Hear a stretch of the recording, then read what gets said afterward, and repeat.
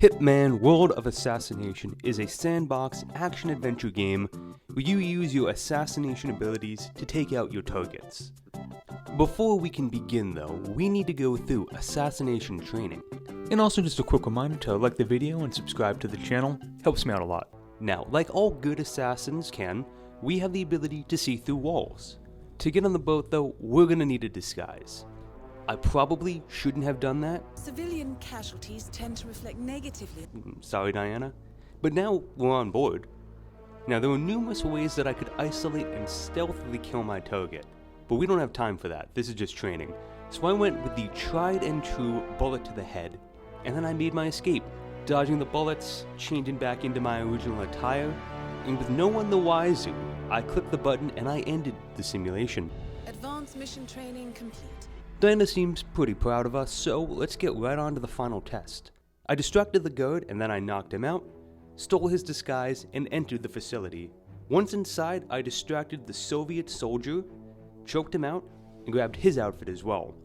With full access, I made my way to the commander's office and met Jasper Knight. I lured and knocked out the other soldier and hid his body in this trunk, and then I took out the general. Somehow, Jasper didn't notice, but it wouldn't matter anyway since he no longer has a memory. I stole the general's clothes, and with Jasper dead due to, there being a bullet in his head, I admired myself a little bit, and then I completed the simulation. With no one seeing me commit any crimes, we are now cleared for field duty. So, it's time to start off with Hitman 1. We begin in Paris, France, the city of love, soon to be the city of murder. I'm pretty good at this game, so I'm not going to take in my normal setup. Instead, what I'm going to do, let's start with a lockpick, 1 vial of poison, and my favorite pistol, the Silver Baller Mark II. And I'll disguise myself with the Public Enemy suit. And, since I'm not a coward, all of the missions are going to be done only on Master difficulty. And it's time for the showstopper. I made my way into the mansion where a massive fashion show was taking place. And there's my first target, Viktor Novikov. I made my way to a corner surrounded by a few fake NPCs who can't panic the guards, and immediately got seen by somebody real. Now I need to work on my aim a little bit, but eventually I managed to shoot the chandelier, crushing Novikov to death, and made my escape down to the basement. Shot the camera, shot the guard to turn him around so I could knock him out, since you can't use disguises if you shoot them to death. Shot the other guard to death, stole his outfit, and then I stole this remote. And then I went back to visit Novikov, just to confirm that, yep, he's still dead. I then made my way to the 3rd floor, got the high-level guard disguise, and then used that remote to launch millions of dollars worth of fireworks. Dalia Margolis, our second target, couldn't help but walk out to watch, and I shot the propane tank hidden in this heater, instantly killing her, and since nobody saw me do it, I walked to the other side, slid down this pipe here all the way to the ground floor, and I made my escape in this waiting helicopter. Our reward for a mission well done is a little flashback. Novikov gave the secrets of the elite to someone before getting ready for his show, the very same one that we just happened to attend. And that brings us to Italy. Now I changed my disguise this time to the Ancestral Hunter, just to ensure that I couldn't be traced back to that first crime, and then I loaded into sunny Sapienza. 2 targets plus an additional requirement for us. I snuck into this guy's apartment and made my way into the mansion. I went inside and headed down to the basement. I was seen, but I excavated his memory, as well as that of the guy behind me. And man, do I need to work on my aim a little going forward. I then found the way down to the lab where the virus is being held. For going stealth, I shot all the guards blocking my path, and then I went upstairs to find my targets. And I found one standing off in the distance. I finally decided not to kill somebody and stole his disguise instead, which I used to get outside and kill Crusoe in front of about half a dozen guards. And with no one aware that it was me, I ran to the top of the building, broke into DeSantis' office, knocked out the watching guard, and then I took out my final target. All that's left now is to destroy the virus. I grabbed a keycard and opened the formerly guarded passageway. It's too easy to just kill these guards, but I want to disguise in case something happens, and I just need to hit this long-range pistol snipe, and we're done. Except the guards found me, so I took him out, and before anyone else could get here, I aimed true and missed. Over and over and over again, actually hitting one of the workers in the room instead, who I know isn't subscribed to the channel. You should subscribe for your own safety and also leave a like and maybe a comment just so you're extra safe. Anyway, I gunned down the goat and this time I managed to lock in, hit the shot, and destroy the virus. I quickly changed into my new disguise and ran out of the cave. With no goats around to stop me, I ran to a waiting speedboat and finished the level. Time for a little bit more exposition. That attack clearly spooked the Ether Corporation. But before this guy could investigate, that guy from the last flashback stole a key from him. What it does, only they know. Or I suppose now, only he knows. But that brings us to Marrakesh, where I donned the Master Freelancer suit, and of course a familiar loadout, and entered the Gilded Cage. I made my way to the rooftop and knocked out this poor bystander with a brick, and then choked out the nearby guard. With no one around, I climbed onto the ledge and got a line of sight towards Razor's Dan. I waited until the perfect moment, and after a few missed shots, managed to land the long-range kill. I then accidentally dropped my pistol off the ledge, which sucks, since that was my only silenced weapon. Now I have to kill Klaus with a loud pistol that I stole from that guard instead. We'll see how it goes. I hopped into the consulate and made my way to the basement. I then ran past all the soldiers into the door inside, which was locked. So I had to shoot it open without my silenced pistol, which unsurprisingly alerted all the guards inside. Now dropping my pistol was really impactful. I shot them, alerting every other guard in the building, and ran for my life. I eventually decided it was time to reset, and I ended my life. I once again gunned down Zaydan, but this time, the gun didn't slip out of my hands, which meant that I could shoot open this door without trouble. This time, sneak past the two guards, and lure Klaus into this secluded hallway. Unfortunately, I didn't lure him far enough. I jabbed him with the lethal syringe, but a guard just happened to be watching. Now it was a fight or flight situation, and just call me a goose with how fast I got out of there.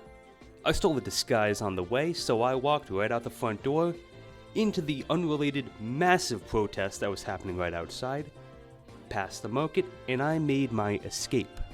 And we learned that the death of that keybearer and this guy's former boss's death may both be part of an elaborate conspiracy against this organization.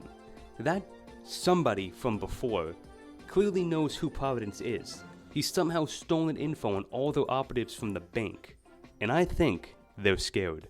Now it's time for us to travel to sunny Bangkok, where perhaps we'll learn who they really are. Or perhaps not, we'll see. I donned a nice smart casual suit and found my first target, Ken Morgan. I hid in the corner of this hotel right next to this guard and tried to shoot him. I nearly gave up after a few misses, but I stuck with it, and I finally managed to shoot him through the bush, with only me, and now all of you, knowing how he died. I grabbed my room key from the front desk and found a great view of Jordan Cross. I was hoping he would walk into a line of sight, but he refused, making sure to stay behind a wall somewhere in his apartment. So, I made my way across the roof and infiltrated his side of the building. I grabbed a disguise since the entire area is both off limits and full of guards, and then I walked up and found him. I followed him downstairs where he did a quick audio check. If you can't tell, he is a musician. Back upstairs though, I tried to lure him into a secluded area, but the doors closed just in time, and then despite hearing the distraction, he decided to ignore me. Apparently we only weigh 47 kilograms, which seems kinda light for somebody like him. Nevertheless, I knocked out a guard and then decided to end things here with one well-placed bullet. I immediately grabbed the disguise and ran past the guards, only to find myself cornered by 4 of them. With nowhere to go, I just dashed past them, back to the safe side of the resort, and hopped over the balcony. I made my way down to the ground, and then made my escape into the basement. And what did we learn? The father of that guy who we just killed was actually kidnapped on his way to his funeral, and whoever did it stole billions from him, and was using us to accomplish their goals. But who is this shadow client, and who are they working against? We didn't have to wait long to find out, since our hackers found us a lead. Off to the US we go, not to the state where I live, but somewhere in the country, where we need to take down a terrorist, a Mossad agent, Interpol, and another terrorist. Quite a combination. So, let's get to work. Colorado is a difficult map because every NPC here is armed and violent. There were no civilians. But I carefully made my way in, threw a shovel at somebody, which this guy just ignored, bad luck for him, and then I found my first target, Ezra Berg, who I followed down to the house's basement. I knocked out the guard, and then found Sean Rose upstairs. When no one was looking, I stood up the 3D printer, which made a copy of his face. It was time to kill him, and somehow I missed the point-blank shot on him, which meant all the guards heard what was supposed to be a guaranteed free kill. While everyone was distracted though, I stole the mask, and while Graves was admiring this clock, I dropped the chandelier on her head. No one noticed, so I went to the basement and shot Ezra once he finally got back. That left just Parvati, who I killed with a classic long-range pistol snipe. With everyone dead, I used the mask to gain entry into the bunker where we learned that Sean Rose wasn't actually in charge. But someone has certainly done their homework. Who a lot of these guys are, I've got no clue. But there's Zaydan, we killed him, and there's the key holder from earlier, and Thomas Cross, Strandberg, and even Caruso. And now, we finally have a name. Providence. Are they truly a myth though? Even worse, Eric Soders, a member of the ICA, seems to be in their pocket as well. Diana is not happy, and I think it's time for us to leave. And what do we see here? A mysterious man is back. Apparently, he knows us, but how? That remains a mystery. And now it's on to Hokkaido, the final mission in Hitman. We emerge into the high-tech hospital where we need to kill Soders and Yamazaki, a former Yakuza member turned Providence agent. This guy did not like me eavesdropping on her, so let's go check on Soders instead. He's in the operating theater waiting for a heart transplant. And since all the doors here don't use normal locks, I can't shoot it open, so I'm gonna need to find a better disguise if I want to get in.